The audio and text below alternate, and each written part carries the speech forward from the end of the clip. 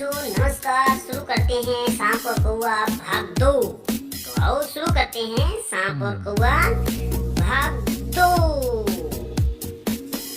कौवा बोला, नहीं, यह माना कि हमारे सामने विकट समस्या है, पर यहाँ से भागना ही उसका हल नहीं है। विपत्ति के समय मित्र ही काम आते हैं। हमें लोमड़ी मित्र से सलाह लेनी चाहिए। दोनों तुरंत ही लोमड़ी के पास गए।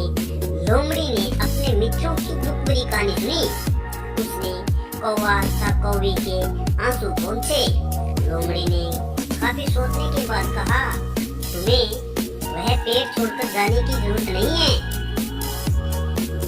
मेरे दिमाग में एक तरकीब है जिससे उस दुष्ट से छुटकारा पाया जा सकता है। लोमड़ी ने अपने चतुर दिमाग से तरकीब बताई। लोमड़ी की तरकीब सुनकर कौवा कौवी खुशी से उछल पड़े। उन्होंने लोमड़ी को धन्यवाद दिया और अपने घर लौट आए। अगले ही दिन योजना अमल में लानी थी।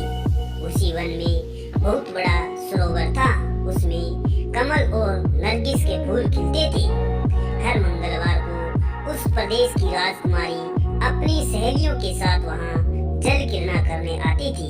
उसके साथ अंगरक्षक तथा सैनिक भी आते थे। इस बार राजकुमारी आई और सरोवर में स्नान करने जल में उतरी तो योजना के अनुसार कौवा उड़ता हुआ वहां आया। उसने सरोवर तट पर राजकुमारी तथा उनकी सहेलियों द्वारा उतार के रखे गए कपड़ों व आभूषणों पर नजर डाली। कपड़े के ऊपर राजकुमारी का प्रिय हार व मोतियों का विलक्षण हार रखा था। कवि ने राजकुमारी तथा सहेलियों का ध्यान अपनी ओर आकर्षित करने के लिए का शोर मचाया। जब सबकी नजर उसकी ओर घूमी तो कौवा राजकुमारी का हाथ चोंच में दबाकर ऊपर उड़ गया। सभी सहेलियां चीखी, देखो देखो, वह राजकुमारी का हार उठाकर ले जा रहा है। सैनिकों ने ऊपर देखा तो सचमुच एक कौवा हार लेकर धीरे धीरे उड़ता जा रहा था। सैनिक उसी दिशा में दौड़ने लगे। कौवा सैनिकों को अपने पीछे लगाकर धीरे धीरे उड़ता हुआ उसी पेड़ की तरफ गया।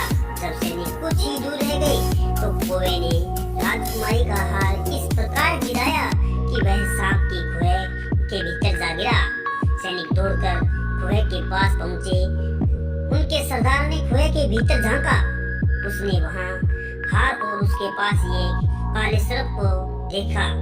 वह चिल्लाया, पीछे हटो, अंदर एक नाग है। सरदार ने कुएं के भीतर भाला मारा।